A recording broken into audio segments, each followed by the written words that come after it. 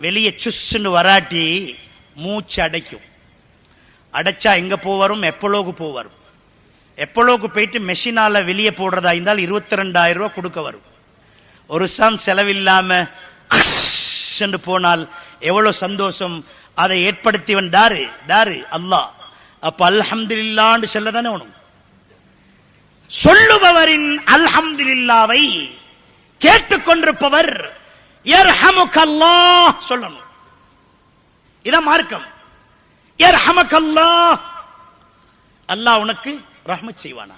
ஏன் தும்மல் போனோன்ன அல்ஹம்துலில்லாஹ்ண்டிய வாப்பா, உன்னைய மாதிரி ஆட்களுக்கு அல்லாஹ் ரஹ்மத் செய்வான். இதை கேட்டதும் தும்மியவர் மறுவ தேங்க்ஸ் பண்றாரு. யஹ்திகுமுல்லாஹ், அல்லாஹ்க்கு நன்றி செலுத்தின என்னையே நீ வாழ்த்தினியே, உன்ன மாதிரி நல்ல ஆட்கள் நான் பார்க்கவே இல்லை. யஹ்திகுமுல்லாஹ், அல்லாஹ் உனக்கு நேர்வழி காட்டுவானாக சொல்லுவார். பாத்தீங்களா தும்மல்ல எவ்வளவு விஷயம் இருக்கு பாத்தீங்களா. தும்மலில் மார்க்கம் இருக்கிறது, அல்லாஹ்வின் நன்றியும் இருக்கிறது. ரசூலுல்லாஹ் சொன்னார்கள், தும்மியவுடன் அல்ஹம்துலில்லாஹ் என்று சொல்ல வேண்டும். அதை கேட்டவர் யர்ஹமுக்கல்லாஹ் என்று சொல்ல வேண்டும். மூன்றாவது, ஒரு முஸ்லிம் தனக்கு பிடித்தமானதை மற்றொரு முஸ்லிமுக்கும் விரும்ப வேண்டும். அதே போன்று தனக்கு பிடித்தமில்லாததை மற்றொரு முஸ்லிமுக்கு விரும்பாதிருக்க வேண்டும். நோம்பு துறக்க வந்தோடனே பிடிச்சு பிடிச்சு பாக்குறாரு. எல்லாம் கருவி, ரோல்ஸ் எல்லாம் கருவி. ஒன்று மட்டும் இடையிலேக்கு அதை புழுங்கிட்டு சும்மா ஐயாரு. வாரம் யாரு? ஜிப்ரீல் அலைஹிஸ்ஸலாத்துடைய கவும்களா? உன்ன மாதிரி மனுஷன் தானே. உனக்கே இது பிடித்தம்னு அவன் சாப்பிடுவானா? நினைக்கிறீங்களே வாப்பா. உங்க வவுறு நினைச்சா சரி, உங்க வவுறு நிறைஞ்சா சரி. அது அப்படி நினைக்கிறது முஸ்லிம் அல்ல என்று சொன்னார்கள். எனவே தான் விரும்புறதுதான் அடுத்தவருக்கும் விரும்ப வேண்டும். ஒரு முஸ்லிமை நோவினை செய்யாது துன்புறுத்தாது இருக்க வேண்டும். ஒரு முஸ்லிமை எங்கட பேராலேயோ வார்த்தையாலோ அவருடைய மனசு நோவக்கூடாது. எவரிடமும் தற்பெருமை கொண்டு அகம்பாவத்துடன் நடக்கக்கூடாது. பெருமை வேணாம். பெருமை எடுத்தவன்லாம் எருமை மாதிரி இருக்கான். எனவே பெருமையே வேண்டாம். ஒருவர் மீது கோள் சொல்லாமல் இருக்க வேண்டும். பாருங்க, முக்கியமான சப்ஜெக்ட். கோள் சொல்லக்கூடாது. மேலும் பிறர் சொல்லும் போது மச்சான் வேற வேற உங்கள்ட்ட நல்ல நல்ல செய்திக்கு மச்சான், நல்ல நல்ல செய்திக்கு மச்சான், அவரும் கப்பல் கண்ணக்கிட்ட கொட்டிக்கிட்டே இருப்பார் மச்சான், 2 பேரும் நரகத்துக்கு போவார் மச்சான். எனவே கோள் சொல்லவும் கூடாது, பிறர் சொல்லும் கோள் கேட்கவும் கூடாது. ஒரு முஸ்லிமுடன் கோபித்து அவருடன் பேசாம இருக்க நேர்பட்டால் 3 நாளைக்கு மேல தொடரவும் கூடாது. சின்ன சின்ன சில்லற பிரச்சனை வரும் தான். என்ன மையத்துக்கு வானன்னு வந்திப்பீங்க, இனி அதுக்கு என்ன செய்ய? 3 நாள்ல பேத்து சலாம் சொல்லிட வேண்டும். தன்னால் இயன்ற மட்டிலும் எந்த ஒரு முஸ்லிமுக்கும் உதவி செய்ய வேண்டும். ஒருவன் பிறர் வீட்டில் நுழையும் போது வீட்டுக்கு உடையவரின் உத்தரவு பெற்றே நுழைய வேண்டும். மனிதர்களுடன் உறவாடும் போது அழகான பண்பு குணங்களுடன் பழக வேண்டும். அம்மா ஆத்தா அம்மாட்ட அதெல்லாம் சொல்லக்கூடாது. இன்னிலிருந்து ஹராமாக்கி போடும், ஹராமாக்கி போடும். நல்ல விஷயங்களோட பேசணும், நல்ல தன்மைகளோட பேசணும். ஒரு புதுமையான ரசூலுல்லாஹ் சொன்னார்கள், அல் ஐனு ஹக்குன். இந்த கந்திஷ்டின்றது உண்மை, கந்திஷ்டன்றது உண்மை. நீங்க இப்படியே உட்கார்ந்துகிட்டு என்னடா தண்ணி குடிக்காம இப்படி பேசுறான்டான்னு சொன்னீங்கன்னா நான் படுத்துருவேன். ஹதீஸ் அப்படிதான். கபருக்கே அனுப்பிடும் ரசூலுல்லாஹ் சொன்னார்கள், கபருக்கே அனுப்பிடும். எனவே ஆச்சரியமான ஒன்றை நீங்க பார்க்கும்போது ரசூலுல்லாஹ் சொன்னார்கள், உங்க கண்ணு போய் அதுல படாம இருக்கிறதுக்காக மாஷா அல்லாஹ் நல்லா பேசுனீங்க, மாஷா அல்லாஹ் உங்களோட படி சும்மா கல்லு மாறி, மாஷா அல்லாஹ் நல்லொரு மாப்பிள்ள தேடி எடுத்தீங்க சொல்லு. மண்டே மண்டே நீங்கடா அது நாசமா போகும் ரசூலுல்லாஹ் சொன்னார்கள். எனவே உம்மண்டே இந்த வானாம் என்ன சொல்லுங்க, மாஷா அல்லாஹ். எதை பார்த்தாலும் மாஷா அல்லாஹ். அதே மாதிரி யாராவது மௌத்தா போன அங்க போயிட்டு மாஷா அல்லான்றாதீங்க, உதன்னு உடப்பான். எதை எப்போ எங்க சொல்றது படிக்கணும். ஒரு ஆளு ஒரு ஊர்ல கொஞ்சம் தோது புத்தி, அவர் என்ன செஞ்சாராம், ஒரு புத்திசாலியோட மையத்து விட்டு போனார். அந்த ஊர்ல அந்த மனுஷன் உம்மா மௌத்து, தோதும் சேர்ந்து போயிருக்கு. போனோன்னா அவர் போயிட்டு மையத்துக்கு பார்த்துட்டு அவங்களோட மகன்கிட்ட சொன்னாராம், ஒன்றும் யோசிக்க வானம் அவன், இது உங்களுக்கு மட்டுமில்லை உம்மா, எங்களுக்கும் உம்மா, எனக்கு மட்டுமில்லை மகன், இந்த ஊருக்கே தாய், எல்லாருடையும் உம்மா, எங்களுக்கும் கவலை அப்படின்றாராம். வீட்டுல உள்ளவரும் கட்டி பிடிச்சி அழுதுட்டு துவா செய்யுங்கன்றாராம். போயிட்டாங்களாம். அடுத்த மாசம் அந்த லேன்ல ஒரு ஆள்கிட்ட பொண்டாட்டி மௌத்து. தோது பார்த்துச்சான், இப்ப எனக்கு யாரும் வழிகாட்டி தேவையில்லை, நானே போறேன். போனாராம். அந்த கார்டு எடுத்துட்டு போறாரு. மாப்பிள்ளை கிட்ட சொன்னானாம், உங்களுக்கு மட்டுமில்ல பொண்டாட்டி, எனக்கும் பொண்டாட்டி, எனக்கு மட்டுமில்ல அந்த ஊருக்கே பொண்டாட்டி. நானா அடிச்ச அடியில மையத்தோட பக்கத்துல விழுந்தானா. මං උදාහරණයක් කිව්වේ ස්ථානපතිතුමා, දැනට සුදුසු නුවණක් තියෙන්න ඕනේ. කොයි අවස්ථාවේ කවුරුන් සමග කෙසේ කතා කළ යුතුද කියන නුවණක් තියෙන්න ඕනේ.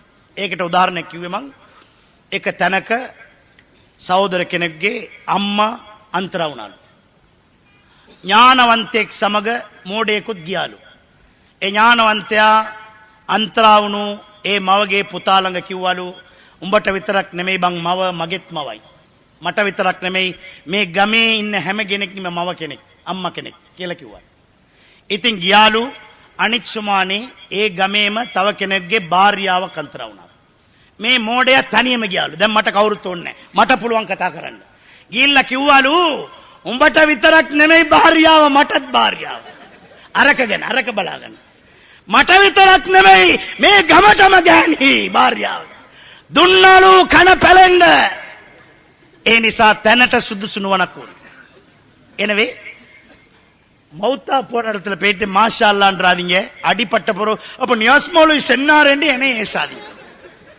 எந்த ஒரு ஆச்சரியமான செய்தியை பார்க்கும் போது மாஷா அல்லான்னு சொல்ல வேண்டும். கல்வி மான்களான ஆலிம்களுக்கு வயதில் முதியோருக்கும் மரியாதை கொடுக்க வேண்டும். ஆலிம்கள் அது சின்ன பொடியன் உண்டு, இப்ப புதுசா தான் ஓதிட்டு வந்து சொல்லுவாங்க. அவர் ஆலிம், நபிமார்களின் அனந்தரக்காரர், நபியுடைய அனந்தர சொத்தை சுமந்திருப்பவர். எங்கட ஊர்ல இருக்கிறது, எங்கட குடும்பத்தில் இருக்கிறது, எங்கட பள்ளியில் இருக்கிறது பாக்கியம். எனவே அந்த உலமாக்களை கண்ணியம் செலுத்துவதும் முஸ்லிம்களுடைய கடமை. யாரை கண்டு உறவாடினாலும் மலர்ந்த முகத்தோடு சிரிச்சு பேசணும். புக்மூன ஹரியன்ன සිනා මුහුණින් සිරියාවන්ත මුහුණින් හැම කෙනත් එක්කම කතා කරන්න ඕනේ නබිතුමා කිව්වේ.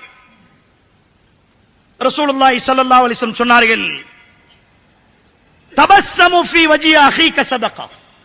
உன்ட சகோதர பார்த்து சிரிச்சு பேசுறதும் சதகா என்றார்கள். எனவே யாரோடையும் பேசக்குள்ளையும் மலர்ந்த முகத்தோடு பேச வேண்டும். தான் ஒருவருக்கு கொடுத்த வாக்கை நிறைவேற்ற வேண்டும். இன்றைக்கு பலாயில 99 பலாய் கொடுத்த வாக்கு நிறைவேற்றுறதில்லை. அதுலயும் அரசியல்வாதிகளுக்காக வேண்டி துவா செய்யணும். மேடையில சொல்லுவான், உங்களுக்கு பைப்பை போட்டு தாரன், மேலால கொண்டு ரொக்கட்டை இறக்குறேன்னு சொல்லுவான். போனதுதான். எனவே வாக்குறுதிக்கு மாறு செய்யக்கூடாது. மனிதர்களில் அந்நியர், சொந்தக்காரரான சுற்றத்தார் என்ற பாகுபாடு இல்லாமல் நீதியாகவும் நேர்மையாக நடக்க வேண்டும். கரு கர்ண கொட்ட ආදරේ පෙන්වන කොට මුස්ලිමයා කියලා තෝරන්න නැතුව ඕනෑම කෙනෙකුට මිනිසෙක් නම් ඔහුට ගරු කළ යුතුයි. யாராய்ந்தாலும் அந்நியவராய்ந்தாலும்.